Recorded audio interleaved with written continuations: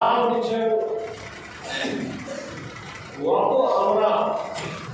আল্লাহকে বলে পিছিয়ে পড়ছি। আল্লাহ রসুলের আইন কানুন নিয়মকে মেনে চলছি না, আরো পিছন দিতে যায়।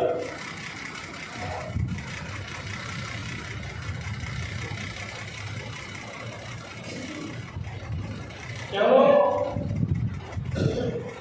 কারণ হচ্ছে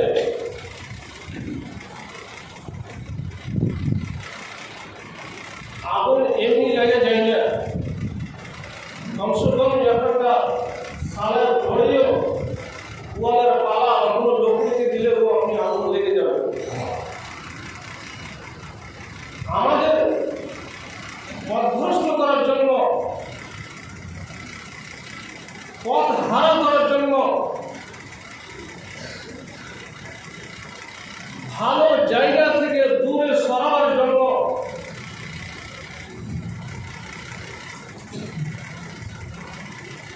আমাদের পিছনে শয়তান লেগে আছে।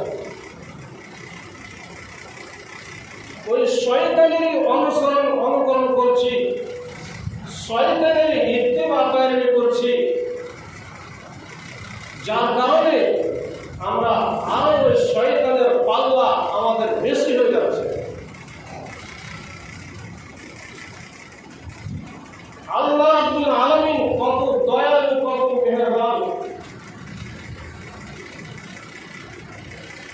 আমাদের আগে ইঙ্গিত করে দিয়েছেন, ইশারা করে দিয়েছেন, খবরদার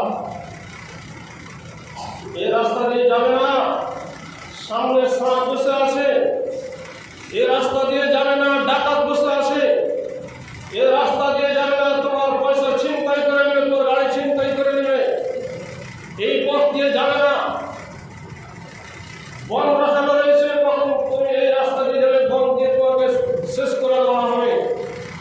ইহকাল এবং পরকাল সমস্ত জীবন তোমার নষ্ট করে দেবে, বরবাদ করে দেবে। অতএব তোমরা যাবে না, তোমার এই রাস্তায়, এই পথে যাবে না, এই রাস্তা দিয়ে চলো। যে একটা সিধা রাস্তা আছে, এই রাস্তা দিয়ে চলো। যদি ওই সিধা রাস্তায় আপনার দম থাকে, যদি ওই সিধা রাস্তায় আপনার সর্ব দংশন করে, যদি ওই সিধা রাস্তায় আপনার ডাকাত থাকে, তবুও ওই রাস্তা ধরে যেতে হবে। যদিও আপনার জীবনের ক্ষতি রয়েছে, লোকসান রয়েছে, ওইটাই রাস্তা দিয়ে যেতে হবে। পাতি কল্যাণ রয়েছে, পাতি পদের পরিক্রম রয়েছে, পাতি কামেও রয়েছে, কিন্তু জাতি থেকে নিষেধ করেছেন আল্লাহ রাব্বুল আলামিন।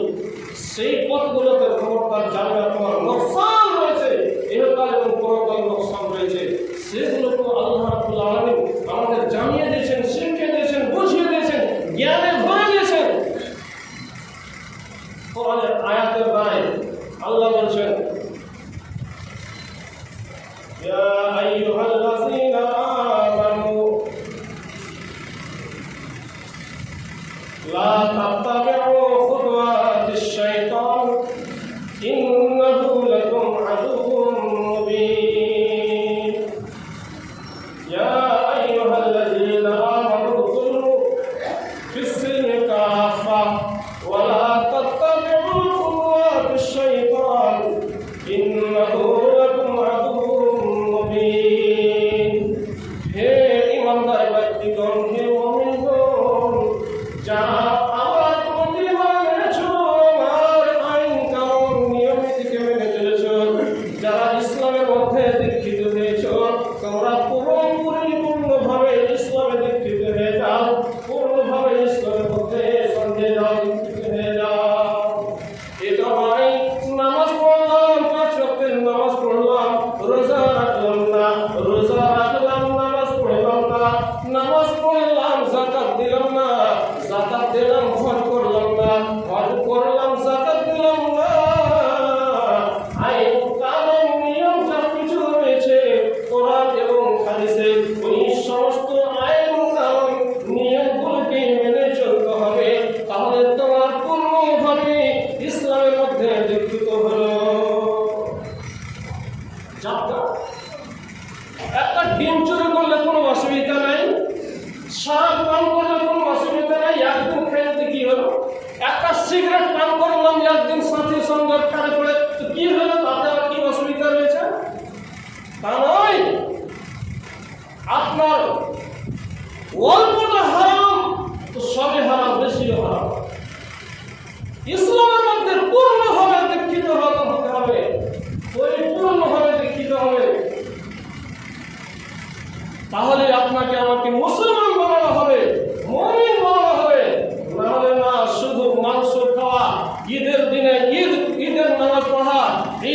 নামাজ পড়া আর জুমার নামাজ পড়ালে আমার খালি মুসলমান হয় না, এটা হচ্ছে জাহাদি নামাজ। আল্লাহ বলছেন পরিপূর্ণভাবে ইসলামে দাখিল হয়ে যাও। তারপরে বলছেন ওয়ালা তাত্তাবিউ খুতুওয়াতিশ শাইতান।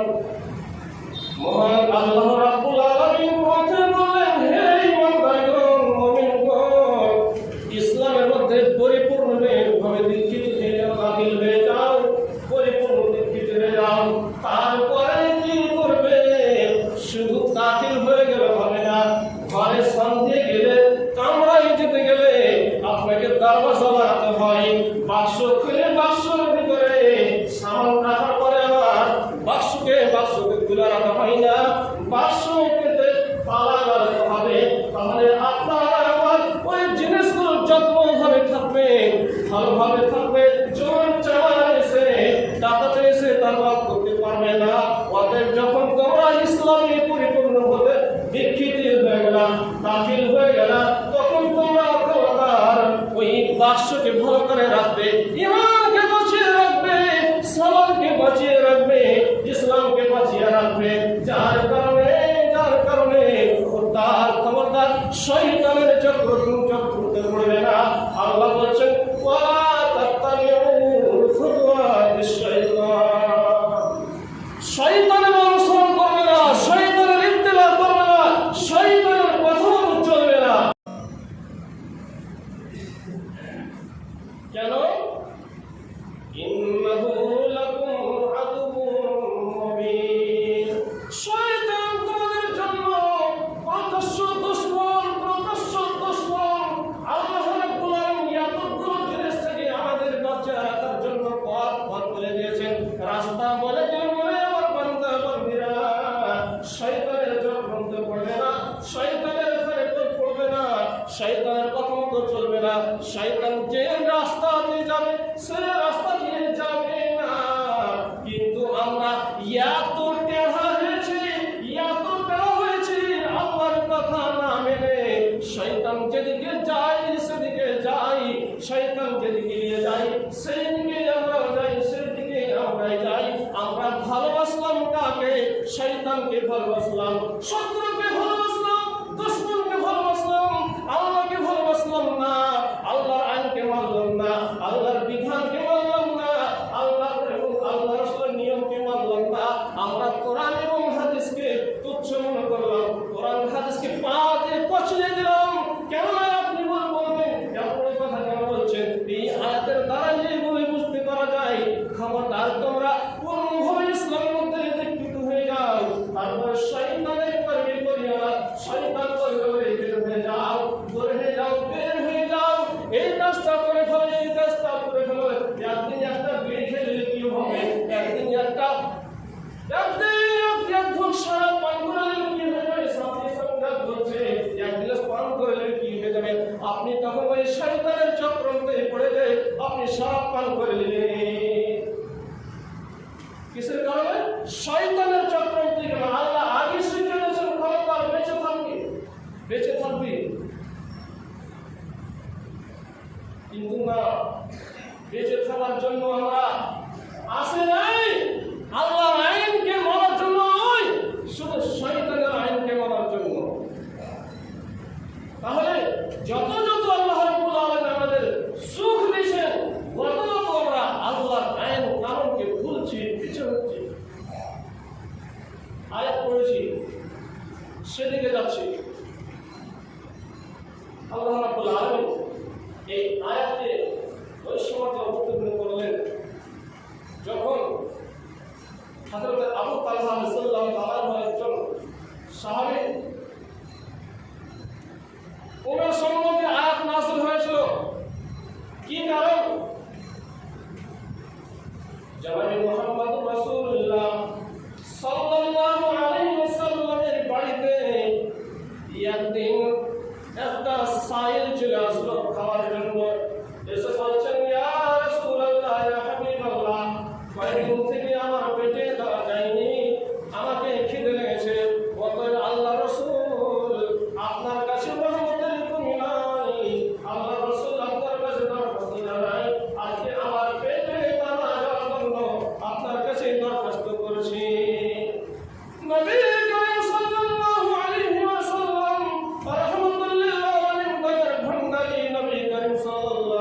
আলাইহি ওয়াসাল্লাম পাঠালেন, বাড়ির দিকে যাও, যাও দেখো অমুক বাড়িতে যাও, অর্থাৎ যত স্ত্রী ছিল সমস্ত স্ত্রীর জন্য আলাদা আলাদা ঘর বাড়ি রয়েছে, যাও অমুক বাড়িতে যাও, যে দেখো তো কিছু আছে কি নাই। এরকম করে যে যত স্ত্রী ছিলেন সমস্ত স্ত্রীর কাছে যে জিজ্ঞাসা করা হলো, খাওয়ার কিছু আছে কি, খাওয়ার কিছু আছে কি, আয়েশা তোমার মধ্যে খাওয়ার আছে কি, তোমার মধ্যে খাওয়ার আছে কি, তোমার মধ্যে খাওয়ার আছে কি। না না, নবীর স্ত্রীর বাড়িতে খাওয়ার নাই, এক ফোঁটার খাওয়ার নাই। কত দুঃখের বিষয়। আল্লাহ রাসূলের কাছে আসলে এসে নবী সাল্লাল্লাহু আলাইহি ওয়াসাল্লাম জিজ্ঞাসা করলেন, কি হলো, কিছু পাওয়া গেছে কি মেহমানটার জন্য? বলছে না ইয়া রাসূলুল্লাহ, ইয়া হাবিবাল্লাহ, কিছুই পেলাম না। আমার নবী রাহমাতুল লিল আলামিন উনি বলছেন, সাহাবারা শোনো, আমার কাছে একজন সাইল, আমার কাছে একজন মেহমান আমার এসেছে, এই মেহমানটাকে খাবার দিতে হবে, আমার বাড়িতে খাবার নাই, তোমরা কি কেউ আছো তোমাদের বাড়িতে?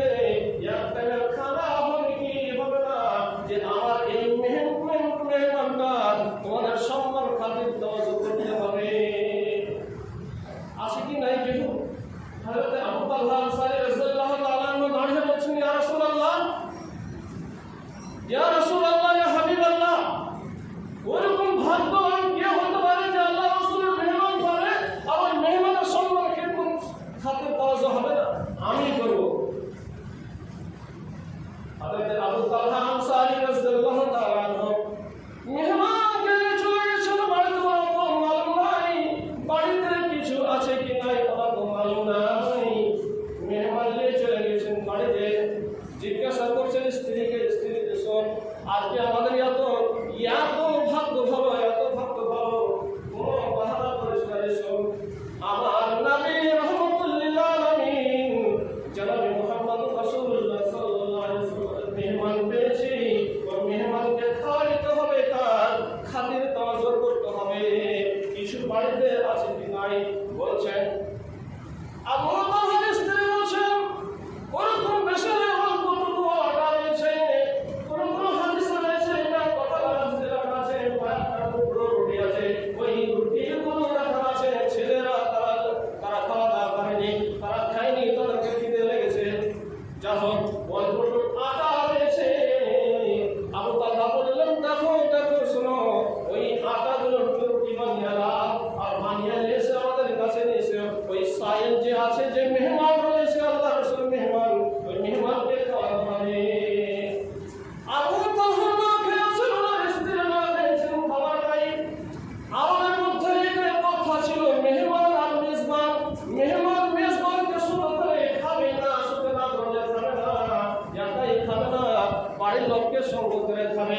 এই জন্য আবু তালহা আগে বলে দিয়েছেন স্ত্রীকে, শোনো রে, রুটি তো একটাই, রুটি একটাই, ছোট একটা রুটি বলেছে, আমরা 3-4 জন হয়েছি, ওই রুটিতে কি করে মেহমানের পেট ভরবে? অতএব যখন তুমি রুটি দিতে যাবে, রুটি দিতে যাবে, তখন তুমি কি করবে? ফুল দিয়ে চারটা নিভে দিবে, আর আমরা 2 জনে খাবো। মেহমান মনে করছে, মেহমান মনে করবে আমার সাথে মেজবান পর্যন্ত আমার সাথে খাচ্ছে, আমি অন্ধকারে বুঝতে পারবে না, আমি খাবো না, আমার খিদে লেগে আছে, আমি সব ঘন্টে করে থেকে যাবো। কিন্তু আমার বিশ্বনবী জনাব মুহাম্মদ রাসূলুল্লাহ সাল্লাল্লাহু আলাইহি ওয়াসাল্লামের মেহমানের খাতির যেন হয়ে যায়, পেট যেন আশুদা হয়ে যায়, মেহমান আরামের সঙ্গে খেয়ে নেবে, পেট আশুদা হয়ে যাবে, আর সেই ভাবে আমার সাথীও, আমার মেজবান আমার সঙ্গে খাচ্ছে। সুবহানাল্লাহ। অন্ধকারে মেহমান রুটি সমস্ত রুটি খেয়ে গেলেন। আবু তালহা রাদিয়াল্লাহু তাআলা এরকম ভাবে বলে নিজের মুখটাকে হিলাই, নিজের মুখটাকে লড়াচড়া করে হিলাই, একটু করে আওয়াজ হয়, হায় রে, মেহমান মনে করছে মেজবান আমার সঙ্গে খায়। বন্ধুরে আমার, আল্লাহ রাব্বুল আলামিন বলেন তো দেখি, ওই লোকটার জন্য আল্লাহ খুশি হবে কি হবে না? খুশি হবে কি হবে না? ওই সময় এই আয়াত আল্লাহ তাআলা নাযিল করে দিলেন, ওই খুশির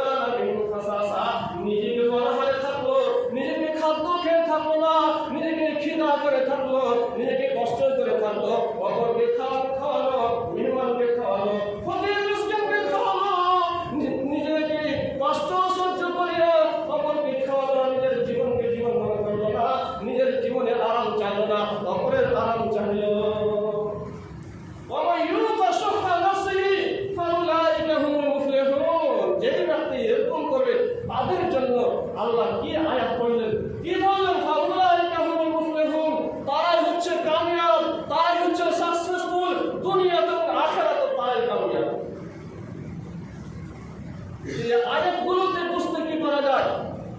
এই জন্য আমি বলছি, হে বেগম পরজান ভাইরা আমার, স্মরণ করো ওই সময়, ইয়াদ করো ওই সময় যখন আপনার বাড়িতে আমার বাড়িতে খাবার ছিল না, দিনভর পর্যন্ত পূর্ণিয়া কোথায় কোথায় খেতে আসলাম, তখন রাত্রে যাত্রীদের হাড়ি চড়ত, তাহলে আমরা খেতে পেতাম, কিন্তু এখন বর্তমানে এত ভালো কোন সুখ দিয়েছেন, এত ভালো দিয়েছেন, এত ভালো দিয়েছেন, তখন বলছে আমার হালাত খুব খারাপ আছে, আমার অবস্থা খুব খারাপ আছে, আমার হালাত ভালো নাই, এইবার আমি ওস্তাদি রাখতে পারবো না, আমি মরবে রাখতে পারবো না, আমি আলেম রাখতে পারবো না, আপনার বাড়িতে শুধু খাবে বন্ধুরে আমার। আবার আরো অনেক হাদিস রয়েছে, মুহাজির এবং আনসার যারা হিজরত করে এসেছে তাদের জন্য, আনসার যারা হিজরত করে এসেছিলেন তাদের জন্য আনসারেরা এতক্ষণ পর্যন্ত এমন ভাবে মদত করেছিলেন, এতক্ষণ পর্যন্ত বলে দিতেন হে মুহাজিরিনেরা, শুনো, আমার 4টা স্ত্রী রয়েছে, আমার 2টা স্ত্রী রয়েছে, ওই 4টা স্ত্রীর মধ্যে হয়ে স্ত্রী নাই, আমি একটা স্ত্রীকে ছেড়ে দিচ্ছি, তারা বুঝিয়ে দিয়েছি, তুমি তাকে বিবাহ করে নাও। এরকম অবস্থা, এরকম হালাত। আমরা ওই নবীর, ওই হাদিস, ওই কোরআনেরই মাননেওয়ালা, ওই জিনিসগুলো মাননেওয়ালা, কিন্তু দেখেন আমরা পিছনে সরছি কি, পিছনে হটছি কি হটি না, আল্লাহ বলে ভুলছি কি ভুলে না। একে বলে মেহমান খাতির তাওয়াজুল সিলা রাহমি, কেন যত আরাম অত আল্লাহ বলেছি, আল্লাহ স্মরণ করে দেয়, বিশ্বাস করে নাই শয়তানের চক্রান্ত আমরা পড়ে আছি, যার কারণে কেন আমাদের জুবান থেকে আজকে আমাদের জুবান থেকে কেন বের হবে আমি ওস্তাদি রাখতে পারবো না, কত থেকে আপনার বাড়িতে গর্ব, উলাইকা হুমুল মুফলিহুন, আল্লাহর আয়াতের প্রতি বিশ্বাস নাই তারাই হচ্ছে কামিয়াব, তারা হচ্ছে সাকসেসফুল, যারা আল্লাহ রাসূলের মেহমানের খাতির করে, তাও তাওয়াজ্জুহ করবে, তার খিদমত করবে, সম্মান করবে, খাওয়াবে, তাকে দেখভাল করবে, তাদের জন্য এরকম আল্লাহ রাব্বুল আলামিন নসিহত করেছেন, বলেছেন। আরো অনেক কথা রয়েছে, সময় শেষ, একটি কথা বলে দিচ্ছি। এক জায়গায় হাদিসের কথা হিকায়াত একটি কিতাবে লেখা আছে, এখন মসজিদকে জ্বালিয়ে দেওয়া হয়েছে, মুসলমানদের মসজিদকে জ্বালিয়ে দেওয়া হয়েছে। তখন মুসলমানদেরা মনে করলো ঈসাই যারা, তারাই আমাদের মসজিদকে জ্বালাচ্ছে, তো তারা ভাবলো আমরাও তাদের মসজিদকে জ্বালিয়ে দেবো, মুসলমানরা ভাবলো আমরাও তার মসজিদকে জ্বালিয়ে দেবো, আমাদের মসজিদকে কেন জ্বালাবো, মসজিদ জ্বালিয়ে দেওয়ানো হলো। জ্বালিয়ে দেওয়ার পরে বাদশাহ মেম্বারের কাছে খবর হলো, বাদশাহ জানতে পারলো মসজিদকে জ্বালালো। এবার উনি অর্ডার করে দিলেন, কে জ্বালালো, মুসলমানদের জ্বালাচ্ছে, যারা জ্বালাচ্ছে তাদেরকে ধরে নিয়ে এসে আমার কাছে, তাকে সাজা দেবো, শাস্তি দেবো, সাজা দেবো। এক্ষুনি ধরে নিয়ে আসা হলো, ধরে নিয়ে আসার পর গ্রেফতার করার পরে তাদেরকে সাজা দেওয়ার জন্য সাজা ভাগ করে দিয়েছে। সাজা ভাগ করে কি সাজা, সবাই হাতে কাকে চুল, কারে হাত কাটা, কারে কতল করা, কারে পোড়া মারা, এই 3টা সাজা ভাগ করে দিয়েছে। আর আমরা পার্চিতে আলাদা পার্চিতে 3টা সাজা পার্চিতে লিখে সবাই হাতে দিয়েছে। এবার যার হাতে যে সাজা, যে পার্চি পড়বে, পার্চিতে লেখা থাকবে, এটা একে কাগজ করতে হয়, একে পোড়া মারতে হয়, একে কি বলে সাজা আছে, ওই সাজাটা তাকে মানে যাকে যা সাজা হবে ওই পার্চিতে লেখা আছে। একজনের সাজা, একজন নিজের পার্চিকে খুলে দেখছে, যদি তাদের লেখা আছে মানে তাকে হত্যা করবে, বাদশাকে হত্যা করবে, কতল করবে, সে তখন ধরতে লাগলো, আমার যদি মা না থাকতো, জীবনে যদি আমার মা না থাকতো, আমার মা আছে, মা না থাকতো আমাকে কতল করে দিত, কোনো অসুবিধা ছিল না, কিন্তু আমার মা আছে, মায়ের দেখভাল করার জন্য কেউ নাই, শুধু আমি আছি, আমি যদি মরে যাই, শেষ হয়ে যাই, তাহলে আমার মা কেমন করে বেঁচে থাকবে। আরেকজন পাশে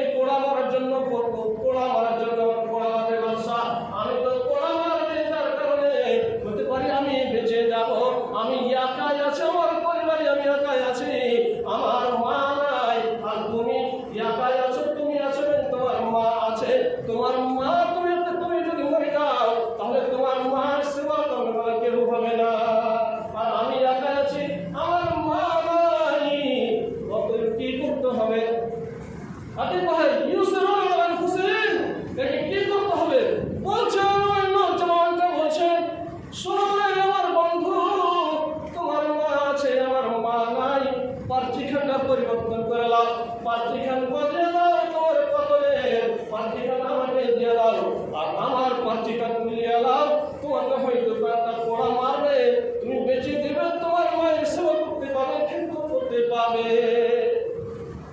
তোমার মায়ের সেবা করতে পারো, আমাকে তোমার কতলে পার্টিখান আমাকে দিয়ে দাও, যেন আমি হত্যায় যাই, কতল করে দাও আমাকে, তাহলে আমার কোনো অসুবিধা নাই, আমার জীবন চলে যাবে, তবে আমার কোনো অসুবিধা নাই, কিন্তু তুমি বেঁচে থাকবে, তোমার মা বেঁচে থাকবে, তোমার মায়ের সেবা করতে পারো।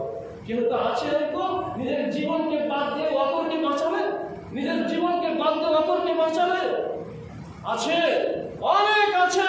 কিন্তু আমাদের এই সোসাইটিতে একমাত্র ছোট একটা জিনিস হলে পারে, না না না না আমি দেবো না, তোমাকে আমি দেবো না, না সেটা আপনি করতে হবে, ইসলামের মধ্যে পরিপূর্ণ হয়ে দাখিল হয়ে তারপরে শয়তানের চক্রান্ত করতে হবে না, শয়তানের ফেরে করতে হবে না।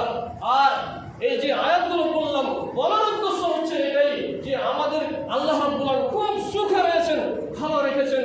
আমরা একটা বাচ্চা মাদ্রাসার বাচ্চাকে খেতে দেওয়ার জন্য তৈয়ার নাই, একটা মতলব পারাস কেন করবেন, কেন হবে, আপনি খাওয়াবেন, দুটার তিনটা আপনি খাওয়াবেন, অবশ্যই আল্লাহ রাব্বুল আলামিন তার বদলা দিবেন, তার নেকি দেবেন, তার জন্য